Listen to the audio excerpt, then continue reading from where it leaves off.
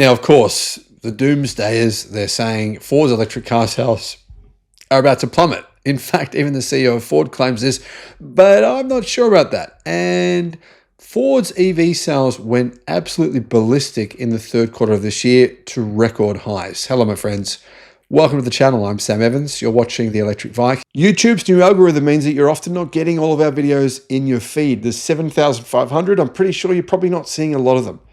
In the description, there is a link to our newsletter. Click on that and you can get an update every day of all the latest news in the electric car industry. Ford sold 87,000 electric vehicles in Q3, up 20% year over year. Mustang Mach-E and F-150 Lightning posted record quarterly sales. Hybrids, they're doing well as well. Ford posted its seventh straight month of growth and capped off a pretty successful third quarter. It wasn't just one or two models, though, that did the heavy lifting. Not only were traditional internal combustion engine vehicles like the Bronco, the Explorer, and the Expedition big hits. By the way, there's a new electric Bronco and an E-Rev Bronco in China, which, in my opinion, kill the American version. However, electrified cars, trucks, and SUVs also smashed records. Here's a look at what happened for Ford over the last few months. During the quarter, Ford and Lincoln sold a combined 85,800 electrified vehicles, including both hybrids and purely electric cars. That's up 20% compared to last year. It made up 16% of the brand's sales. And compared to last quarter, that's nice because last quarter was only 13.5%. Some of that, some of those sales obviously came from people taking up this expiring tax credit offer. This is the $7,500, obviously. Though Ford and General Motors have found a loophole to keep it alive for a few more months. Anyhow, this is backed up in part by the huge gains Ford saw in its EV sales. It delivered 30,612 electric cars, a 30% increase versus the same 3 months in 2024. Mustang Mach-E, which to be honest is kind of getting a bit dated and old now, recorded its best quarter since launching in 2024, well, actually 5 years ago. Holy hell. Climbing 50.7% to 20,200. The F-150 Lightning also posted a record quarter with 10,005 vehicles sold, up 40%.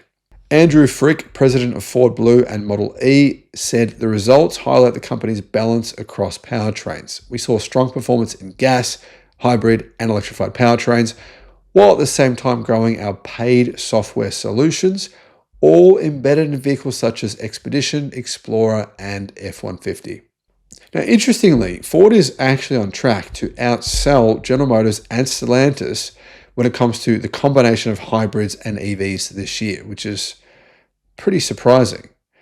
So, is Ford on the right track for success over the next 5 years? Well, in my opinion, absolutely not. Not at all. In fact, Ford's share price has gone down recently because I think investors are not confident in the fact that Ford can transition to an electric future, which it has to. Even if you live in the United States, that's great. I know people in the US probably don't want to buy EVs, and they might not, but the rest of the world is. And by 2035, almost all of the planet will be buying EVs. If Ford can't sell a lot more than this percentage, then they are in trouble. So yes, awesome to see Ford EV sales increase, but they aren't increasing anywhere near fast enough. And by the sounds of the CEO's comments recently, I believe it was yesterday, saying our EV sales are going to halve over the next year, that means Ford is not really headed in the right direction. Let me know, though, do you agree? What are your thoughts? Thanks for watching. The Sydney EV International Motor Show. If you want to get a 50% discount on your tickets, all you got to do, click the link in the description and use the promotion code that's in the description. Just copy and paste that. Now, I should mention there's only 200 tickets available per day. So if you go to use the promo code and you can't get a ticket, wait till the next day. Don't wait until the day before the show to get your tickets, because otherwise you'll probably miss out on getting the 50% discount. Much of the world, including the United States, doesn't get the Ford Bronco, the EV version. You know, it's funny because China now has an electric Ford Bronco. The US doesn't have a Ford Bronco that's electric. It's kind of insane, actually, considering the Ford Bronco is one of the most popular cars in America. In fact, in Australia, we could get an electric Ford Bronco before you guys do. Hello, my friends. Welcome to the channel. I'm Sam Evans. You're watching the electric Viking. Ford has open pre-orders in China for an electric version of the Bronco and an e-Rev version of the Bronco.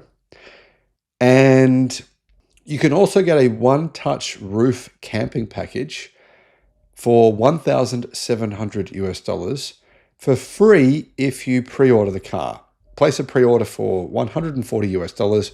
You get a rooftop camping package, which includes an electric lifting roof and one-touch automatic folding front seat headrest, so you can make a bed out of all the seats.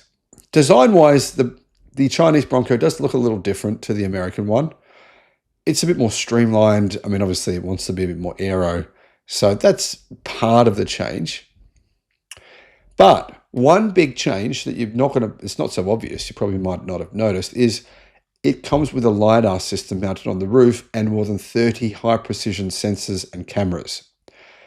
Plus, it has a kind of a floating roof design, slightly raised wheel arches, not quite as aggressive as the US-made version, obviously. However, the dimensions, it's a pretty big vehicle, right? It's 5,025 millimeters long, and it's nearly 2 meters wide.